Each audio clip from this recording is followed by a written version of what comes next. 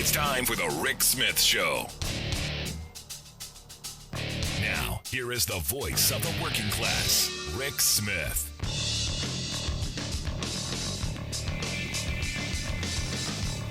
And welcome, brothers, sisters, working class heroes.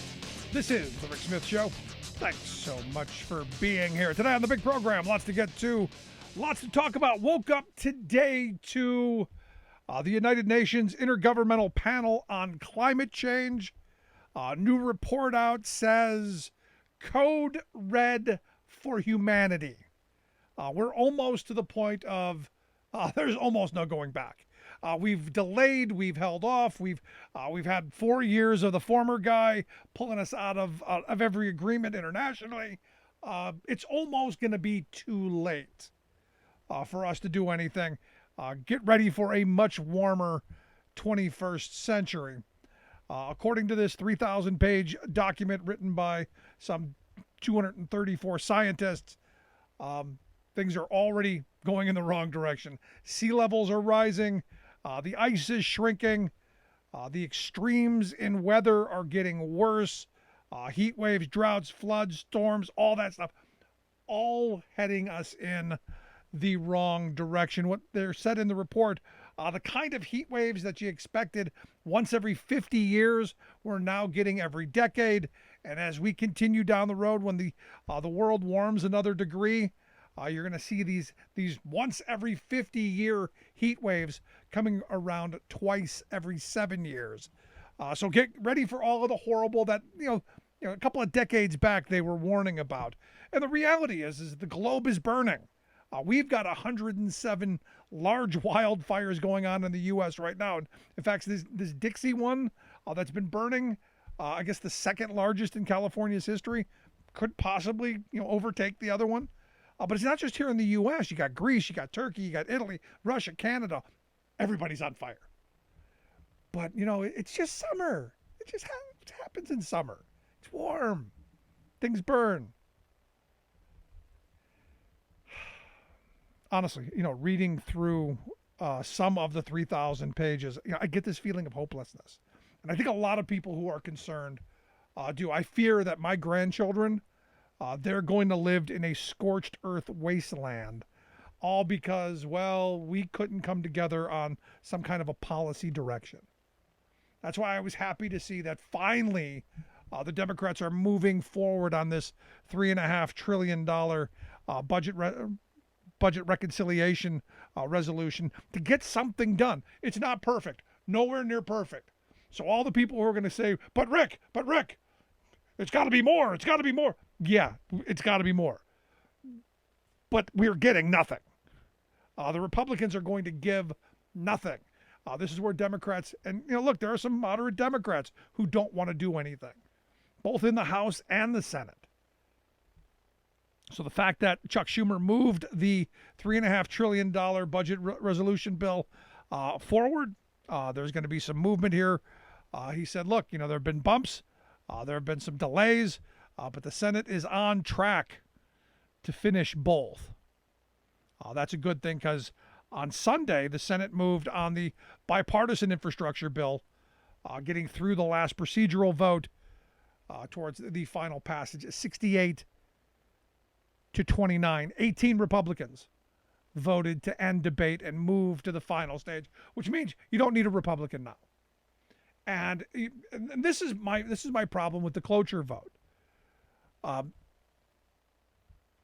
said from the beginning I would love to see a talking filibuster. If things are so bad that we cannot pass them, everything has to stop. Business has to stop until one side gives up or one side comes to the middle and says, hey, let's do something. But we can get nothing done on so many issues because of this cloture vote, this antiquated filibuster tool that has been used to be the killer of progress. Now you may go, and I used to believe this, that we need to keep it because bad things can happen. I'm tired of worrying about bad things because bad things are happening. Horrible things are going on. And it's time that we start using the tools that we have to fix what we need to do. And this is a leadership thing. Everyone's worried about what the Republicans will do in the future. I'm worried about what Democrats are going to do right now. They're in charge for the time being. We need to be pushing them to addressing some of this. And again, this is why I'm glad that finally, there's going to be some movement. And it led me to this weird conversation that I had today. Older gentleman that I've gotten to know over the last couple of months. Someone who remembers the 50s and 60s. Someone who's advanced age. Someone who remembers what the good old days were like. And interesting in his remembering of the history. Because one of the things that I've been saying for a very long time is we need to tax the wealthy at the rates that we did back during the Eisenhower years. We need to take that money, invest in the new technology of the future. We need to do the things that need to be done now. We don't have time to wish and hope. We don't have time for entrepreneurs to finally come around and go, well, we're going to, out of the goodness of our heart, start this. No, we need policy. And I had this conversation with this gentleman where I said, look, we need affordable housing. We need so many things. The conversation started about my daughter and a rental property he has and all of this stuff. So we got into this waylaid conversation about affordable housing. And, he didn't seem to remember that it was government policy that really caused the boom in affordable middle-class housing. And I reminded him that Levittown, or the Levitt towns that sprung up, for all of its problems, and yes, there were tons of problems, segregation, all kinds of shenanigans. There were problems, but they built thousands and thousands of moderate-priced homes, so that the GIs coming back from the war would have somewhere to raise their families. In fact, I looked it up. The first Levittown home was sold back in the late 40s, I think 1947, for $7,900, which in today's money would be about $80,000. Which means that just about anyone could afford to buy that home and raise their family, keep a roof over their head. Now, understand, Levittown, obviously there were several places, but all across the country, we had the same kind of things propping up. Where I grew up, where my grandparents bought their first home, was a little Levittown kind of thing, where it was a design community. They built three kind of homes: the bungalow, the ranch, and then the split level thing for the bigger size. And that was it. You had three kinds, all cookie cutter. Boom, boom, boom, boom, boom. They banged them out, solidly built out of brick and 2x6, going to be there for generations to come. But it wasn't because, someone had this great idea out of the goodness of their heart to do this. It was because of government investment. They made sure that these builders had buyers who could afford them and get loans for them, but also guaranteed them profits and guaranteed them a supply chain that fed them materials. Because as policy, we wanted to have affordable housing. We haven't done that in generations. When my grandparents bought their home in 67, they paid I think it was about 16 grand for it, which in today's dollars would be like 130,000. Still affordable. You try and find a house for 130 grand anywhere in this country, really difficult. Especially when you're talking about near major cities. And this is one of those moments where you go, we need sound policy. We need smart investment. And you can't do that when you're broke, because everyone goes to me, well, we're spending all of this money. We have to borrow it. And you're right. We shouldn't have to borrow all of this money. Now, I'm in favor of borrowing, especially now when interest rates are, almost nothing. But we need to do the investments. Now, look, I'm still in this weird spot where I'm watching how the chess pieces are being moved on the board. And I'm looking at the bipartisan piece of legislation that could get killed in the House. Looking at the $3.5 trillion budget reconciliation resolution, could potentially get killed in the Senate. It's possible we get nothing, and we're still back looking down the barrel of a climate gun that is telling us that we're going to leave our children and our grandchildren a scorched earth, barren wasteland, because we can't come to an agreement on, well, what we need to be doing. Climate change is the issue of our time. There's no question about that. The great thing, the thing that I still want to believe, is that we can remake our economy, we can remake our country, we can remake what the working class of this country gets out of an economy, and we can do it through smart investments.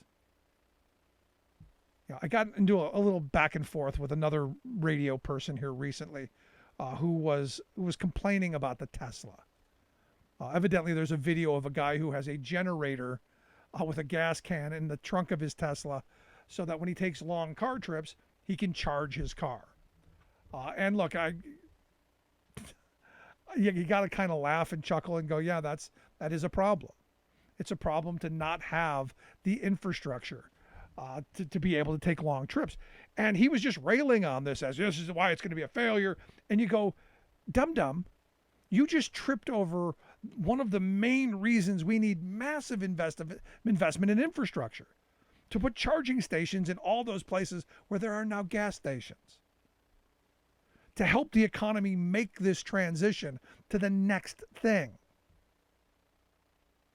to make sure that there's opportunity for people with electric cars to be able to take long trips. But that takes a level of understanding that most of these folks don't have, because it's just about chirping. It's just about complaining. It's just about how inconvenienced they're going to be, all while complaining how hot it is. And I know we're a complainer nation. I get that. I get we're a grievance nation. I get it. I get the vision part is missing. But I go back and I think of some of the people I've known through the years who were true visionaries, truly saw the big picture, saw the elephant, so to speak, and down the road. And those are the people that we need. We need people who are going to see down the road. Because there's going to be a point. There's going to be a point where burning fossil fuels, there's going to be a point where things we've been doing are going to have to stop. And the question becomes, are you ready to have, do you really want to go to the end and look over off the cliff into the abyss? Or do you want to start making that transition to where as you're moving to the next thing, you have the ability to make smart decisions? Now, I would argue our window is closing. In fact, according to this report, almost closed. The fact that we've done nothing to this point doesn't give me a lot of hope.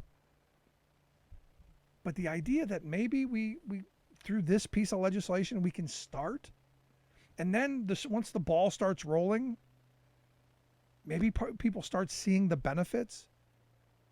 Because look, people talk about a just transition, and I agree there has to be a just transition. Much like when they were building Levittown, the people who were building those homes made enough money to buy those homes. So those jobs that we're going to be creating are going to have to make up for the jobs that we're losing on the pipelines, and that we're losing in the coal industry, and that we're losing in the dirty energy sector. We're going to need to have good, sustainable union wage jobs to make sure that people have the ability to support a family, so that we don't do all the things that the right keeps going, well, we'll just all be standing around looking at each other. The economy will come to a collapse. We'll have no energy. And you go, the The idea here is that every home is independent. We put solar panels on every house. We do geothermal heating and air conditioning. We make each individual house independent. So you can charge your electric car at home while you're getting it from the sun or wherever. If we do that, if we make that kind of investment, everything else is possible. But again, that takes a level of commitment and a level of changing who we are and what we do. And the thing is the jobs that will come out of this, from every study and every theory that I've read, enormous. And a way to really change communities. It's what we need. Now, look, the economy's coming back. Pretty happy about so far what we've seen. On Friday, the job numbers showed 943,000 new jobs added for the month of June. That is a pretty good number. In fact, job openings jumped considerably to a record high. They were expecting, I think they were expecting like 9.4 million jobs. They got 10.1 job openings, a 590,000 increase. So people are hiring. The economy's coming back. Again, I love to hear people complain about how Joe Biden destroyed everything. I hope they'll give him credit for this. Unemployment has fallen to the lowest point since the pandemic began at 5.4%. All indications going right direction. Good stuff as far as I'm concerned.